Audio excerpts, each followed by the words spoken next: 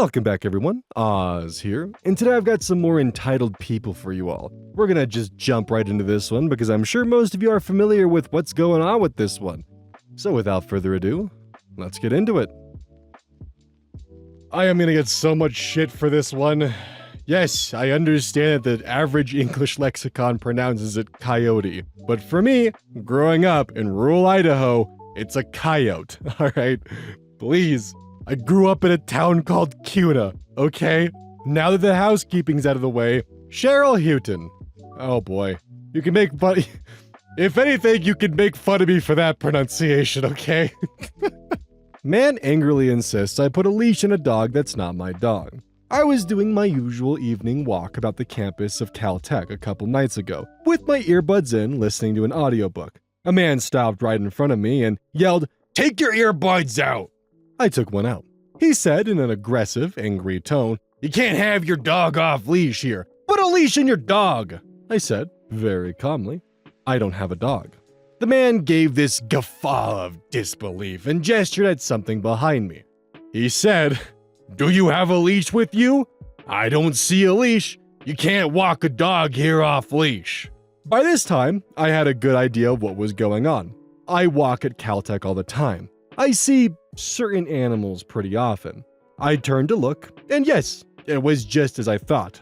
I said, "That's not a dog, that's a coyote. It's a wild animal." For a long second, the man stared at me. Then he stared at the coyote. Then he made a kind of, "huh?" noise. He turned around and stared, half walking, half running away, from both me and the coyote. I almost called after him, "Never run from a wild predator," but I didn't. Edit to add photo link. Yeah, that's a fucking coyote. Note this photo was taken at about 9 p.m. It was dark, but my iPhone plus some area lighting makes it look more like it was daylight. When I was growing up in rural Kuna, back when I was like 7 years old, coyotes were such a problem and I would hear them all the time at night that I used to have nightmares that I would wake up and find coyotes in my room and they would tear me apart limb from limb. As a 7-year-old, that's how prevalent they were when I was growing up. Aggravating Ride 170, Entitled Parents. I've had 2 incidents with entitled irresponsible parents in the last couple of weeks. One currently happening right now. I'm a single mom to a 9-year-old kid, and I would never pawn them off on someone else, especially a dang stranger. First incident. For context, I rent out a part of my house to a couple who have a kid, close to my kid's age. They go to the same school. My tenants and I are not friends at all. We used to do the occasional neighborly wave, and that was about it. One day, out of the blue, my tenant's kid knocks on my door, upper level of the house, and asks if I can take him to school. I was heading there anyway, so I agreed to. Big mistake. The next day, he comes over and asks again. This time, my kid was over at my ex's house since he picked up our kid the night before. It was my free morning. I apologized to the kid and said, "Sorry, I'm not going to school. I don't even have my kid with me." I knew beforehand that the mother of this kid is a stay-at-home mom. I can hear her every morning chit-chatting on her phone. I work from home and I do my best to work around my schedule to be there for my kid. I have never put it on someone else to take my kid to school or pick them up. If anything comes up, I reach out to my family or friends for help. Never a fucking total stranger. Since that incident, my tenants started avoiding me and stopped any sort of cordiality with me. Thank goodness for that. This week, my kid's classmate, not even a friend of my kid, started following us home after school. He was making small talk. I thought he was being friendly and I didn't think anything of it. When we were about to head into our house, the kid asks if he can stay with us until his mom picks him up because she's running late. We're in the midst of a snowstorm and the temperature was freezing, so I let him in. I figured it was a one-time thing. The mom came over an hour and a half later to pick up her kid. When she got here, she called the kid and had him walk outside to her car, where she stayed. This happened again yesterday and today. I am so fed up. I am currently waiting for his mom to show up today so I can go outside and tell her to fuck off. Again, I am a single mom and I am not willing to be someone else's kid's babysitter. She does not know me. I do not know her kid. What makes her think it's okay to send her kids to random people's home? I hate stupid parents like that. For the first one, if she wanted her kid to carpool with yours when you were taking them to school, she should have arranged that and maybe compensated you for gas. I think that there could have been some kind of arrangement in place for the days that when you had your kid, that could have been the case, but compensation and communication would need to be in place. Them just assuming you would is pretty fucked up and selfish. Now the second one. The second one is definitely not okay, and the fact that she is just trusting her child with a random stranger that she doesn't know is very uncomfortable, and that she didn't even get her the car to thank you for that. But it does kind of remind me of another story that happened to me when I was in 4th grade. So I was walking home from school one day, and this 1st grader, started tagging along. I don't know why she decided to, but she did. Me, not knowing what to do, just allowed them to do so, and they just kind of followed me. And when I got to my house, they stopped at my house, and I didn't know what to do. I wasn't gonna invite them inside, so I just kind of waited on my driveway for probably a good 30 or 40 minutes. Then their mother shows up, panicked as hell. They had been driving around the neighborhood looking for their child and was like, why are you here? And they're like, I don't know. And I was like, I don't know either. But part of me hopes and crosses my fingers it's a similar situation to that where the kid is just being an idiot, but I doubt it. For this simple reason alone of the fact the mom did not get out of the car and was like, hey, why is my child here? Instead, it's just, get in the car. So she already knew ahead of time what was going on. And that's pretty not okay. Gen Seeker, 1972, entitled Nephews Mad at Me. In 2016, I bought a house, and less than a month later, my brother was evicted, so the rental could be sold. He had just had a serious health issue and was not cleared to go back to work, so I allowed him to move in with me. During this time, his kid's mom had issues with the oldest, 14 male, and told the cops she'd rather have child abandonment charges than have him at home with her. So I stepped up and let him move in. The issue was that he didn't like his mom's habit, and he was very vocal about it. During this time, Dad got a job that required lots of travel, so my nephew stayed with me, and both parents notarized a paper giving me authority over him and to act as a parent for school, etc. Less than a year later, the younger son was kicked out as well, and he moved in. My house was only a 3-bedroom, so I ended up with the living room as my bedroom. Both boys stayed with me on and off until after COVID. Dad got a girlfriend and moved into her place, but it wasn't big enough for the kids too. By that point, the oldest was over 18 and the younger was just a few months away. During the time my brother and his boys stayed with me, they brought all kinds of stuff to my house. Multiple trucks they got cheap to fix and resell, used tires and other auto parts, tools, etc. At one point, they had over a half-dozen vehicles sitting in my yard. My neighbors started to show their displeasure with the situation, and I'd end up cleaning up their mess. This went on for a couple of years. They drag stuff here, and I end up cleaning up the mess they made of my property. I kept asking them nicely to get their stuff off my property, but I never pushed. But this year was the final straw. In March, I got notice from the county to clean it up, or I was gonna get fined. I was able to get it cleaned enough that I didn't get fined, but once again, I did 90% of the cleanup, and very little was mine. So I decided enough was enough. I told both nephews they have until 6 p.m. on May 31st, 2024 to get their stuff off my property, or it is forfeit. They've come a couple of times and gotten their stuff, but every time they complain about the deadline and try to make me feel sorry for them, claiming they don't have a way to haul stuff or a place to put it. I tell them every time that I don't care. They have had years to get their stuff, and I'm not giving them an extension. Now, the younger is posting on Facebook griping about a certain someone who is selling his stuff and throwing it away and won't give him time to get it. I'm blocked from seeing these posts, but my sister has seen them, and everyone who knows the boys knows they have stuff stored at my place. On top of everything else, I always told the boys they were not allowed to bring anyone to my house without approval. They did anyways, and brought people they knew were thieves or dopeheads or both. I've had a bunch of stuff stolen. 4x8 utility trailer, generator, post auger I never even got to the box before it was gone, tons of tools. Someone even stole the starter from under my truck and broke into my truck and stole some new parts I had to install. Then, on Saturday, before Mother's Day, I woke up to find my motorcycle gone. I have another week for the police to investigate before insurance will make a decision, and I've had to bum rides this entire time. My sister can't believe the way our nephews are acting and talking about me, given everything I've done for them. I'm just so fed up that I'm on the verge of going limited contact for a while. These nephews of mine are the most entitled jerks I've ever dealt with.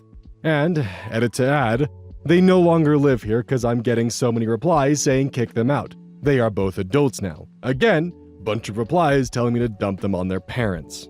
This one's kinda heartbreaking if I'm gonna be honest. Like, this uncle gave his nephews and his brother a home when they had nowhere to go. I mean, he kind of became the de facto guardian even when the father was living with him. Dude.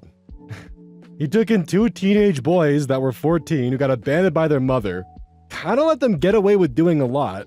They caused him a lot of problems. They moved out, left their stuff at his house. He got threatened with a fine for the stuff they left. Then they blocked him on Facebook when he tried to get them to clean it up. Dude.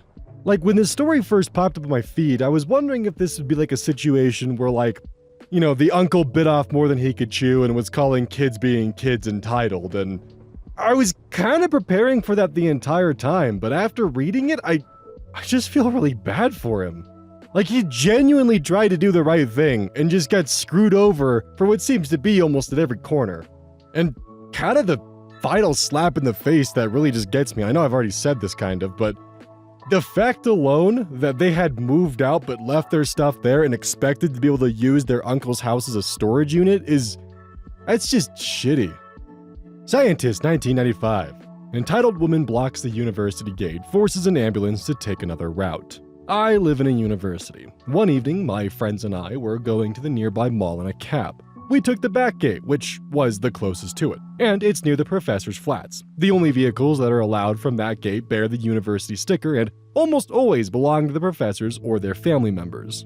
When we reached the gate, one woman was sitting with her hands folded on the steering wheel, looking distressed, and a few guards were standing on her window. My first guess was that she had some problems with the identification and is being asked to take the main gate instead. There was a small line of vehicles behind her. I got out of the cab to request the guards to ask her to move to the side.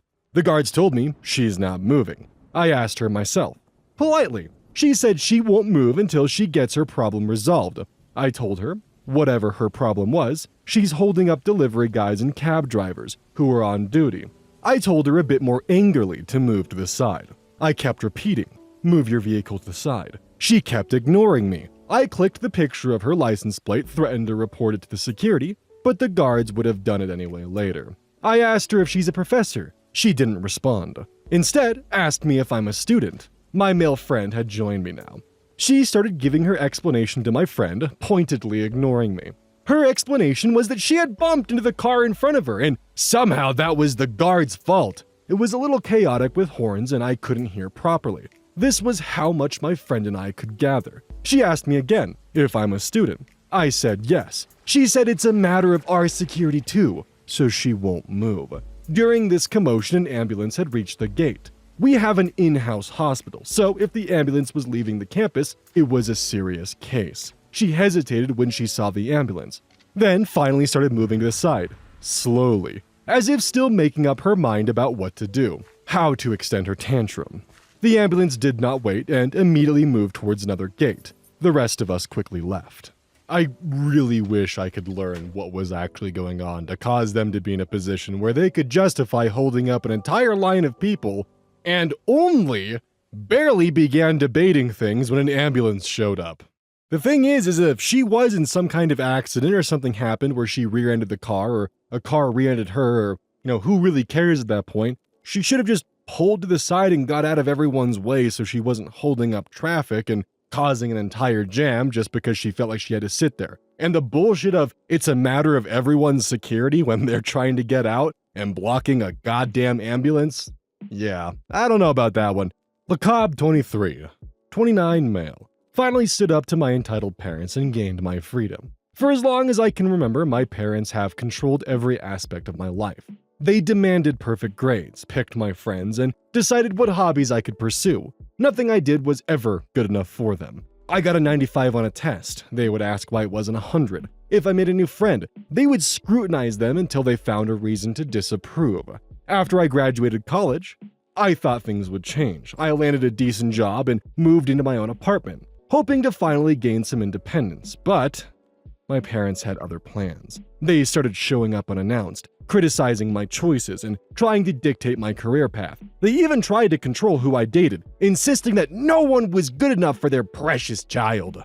The breaking point came when I got a promotion at work. I was over the moon, but my parents were not. Instead of congratulating me, they berated me for not consulting them first and told me the new position was a mistake. They insisted that I should quit and find a new job they approved of.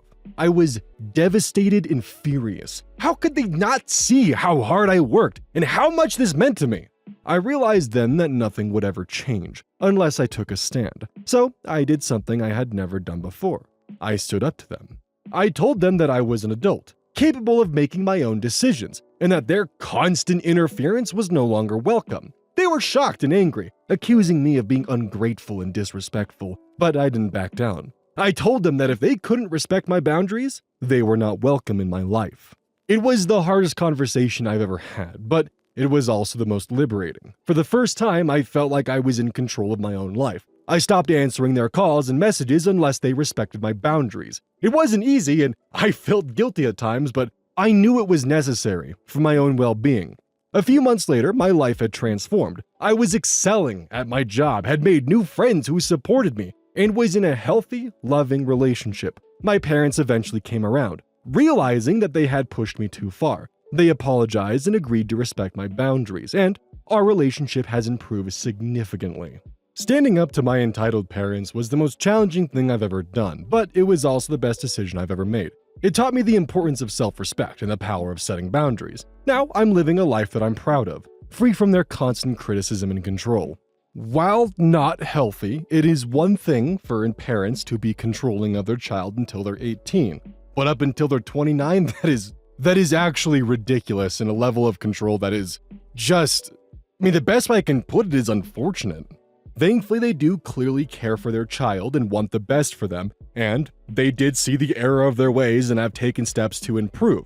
They obviously don't want their child no longer in their life, they just want what's best for them. They believe they knew what's best to an extremely toxic and controlling degree that was not healthy for their child, and they were informed of that. And they've been taking steps to do better. Does that excuse the last 30 years of them being very toxic and just pretty much emotionally abusive? No. But I'm happy that they are making better steps and strides towards being better parents. That is all we can really ask for in a situation like this. Good for OP for taking the first steps to actually better and improve their life, even if it meant having a very hard and awkward conversation. It probably would have been easier and well justified for in a situation like this for them to go no contact, but they didn't. And good for them for at least giving their parents a second shot. Korea travel throwaway. Entitled woman shoves me twice at airport. I was in line at TSA, putting my bags in the conveyor belt when I feel someone shove me from the side. I stumble and turn my head to see a woman staring at me with a glare, and she says, "I'm running late." Then she proceeds to try and shove my baskets and stuff down the belt when I'm not even done taking off my shoes or taking my laptop out of my bag yet. I shake it off because I'm not in the mood to fight anyone at the airport, and walk to the metal detector line once I'm done hastily putting my stuff on the belt. Then, as I'm waiting in line, I feel a hand on my back sweep me to the side, and I see the same woman, and she cuts in front of me. Now I'm angry, so after we get through the line, I march up to her and say, "Excuse me, but you can't put your hands on people like that just because you're running late." She looks at me with a stunned face, as if she doesn't know what she just did. Where do some people get the nerve to bullshit like this? Edit, for those of you asking why I didn't do anything in the moment, I'm a very petite young woman, and this woman was significantly bigger than me. I was in shock in the moment and didn't know what to do. Next time, I'll definitely stand up for myself in the moment. I've got 3 tips for dealing with people like this that range from socially acceptable to morally gray to you're probably going to hell, but it's really funny. Possibly illegal too. The socially acceptable one is exactly what happened here, but you make sure that you state something at the beginning. If they push you out of the way or put your hands on you, you loudly but firmly state, specifically to get TSA's attention, "Please don't put your hands on me or shove me." Then, the embarrassment will get to them and they'll stop. They will do anything else because now they have a bunch of TSA agents looking at them, and you know those TSA guys, they're looking for their power trip. The morally gray one is just simply if they push you or touch you, you over-dramatize it. You take the fall. You act like you just, Pretend you're a soccer player, or a football player for those of you who are not American. And just the slightest little tap collapse on the ground with a big, ow, why would you do that? That one's morally gray.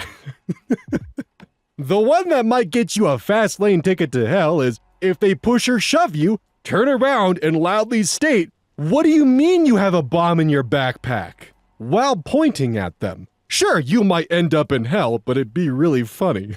I also think it's probably illegal to do that as well. At worst, and please do not listen to me when I state this. At worst, just claim that you may have misheard them. At best, you get a walk away. TSA brings them into a back room and they'll never shove someone again. Please do not listen to what I am saying, and if you do this to anyone who is not white, you're now racist. So keep that in mind. This one only works on white people because they'll get away with it. Oh, it's fucked up. Please do not listen to me or ever do this under any circumstance. Please. This is just a comedic example that should never actually be listened to, because you will probably go to hell and probably go to prison. Daunter Max, entitled Woman Tries to Set Me on Fire. I understand that the title might seem exaggerated, and given the circumstances, it probably wasn't a serious threat, but at the first moment, I definitely took it that way. Anyway, let's start at the beginning. Last weekend, I was at a festival which carries quite a bit of relevance in the area. What's special about this festival is that it uses what some locals call the Nazi festival area, given that it was used for the NSDAP rallies from 1933 to 1938, and was going to be used for much longer if it wasn't for the war. There are reminders of Germany's darkest past like this every 5 meters. Nowadays, it serves as a memorial/museum and occasionally as a venue for big events, like said festival. Anyways, keep in mind the special history of that place. So I was generally having a good time, as there was no shortage of alcohol and people were actually giving me lots of attention because I was wearing a unicorn costume. You know, just to stand out a little. To be honest, it was hot as fuck and rather impractical, but people generally found it funny, and especially the security personnel always smiled when they saw me, and that made it worth it. As the day went on, I saw a guy with a jacket that had a very cool patch. I thought to myself, I can't sew a patch on in that short time until the next act, but I do have a sticker with the message, so I'll just stick that on for now.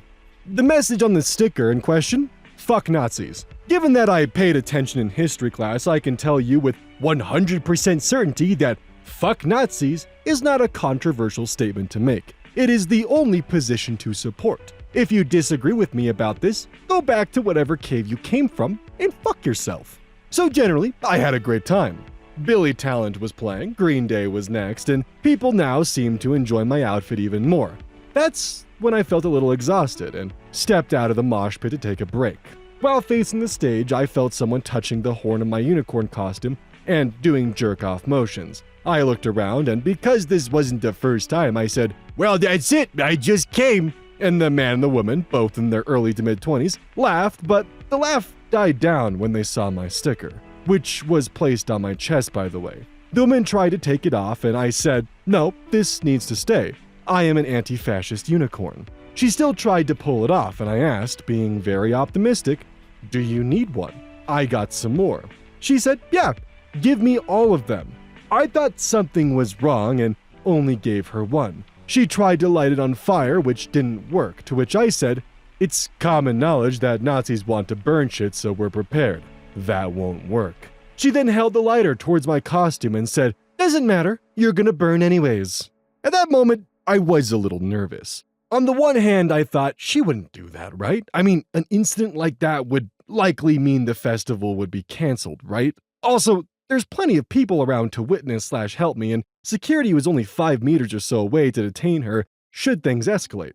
On the other hand, I thought, this woman, actually I had some other choice words in my mind for her, but I can't remember all of them, came to the former Nazi party rally grounds and tried to set a fuck Nazi sticker on fire.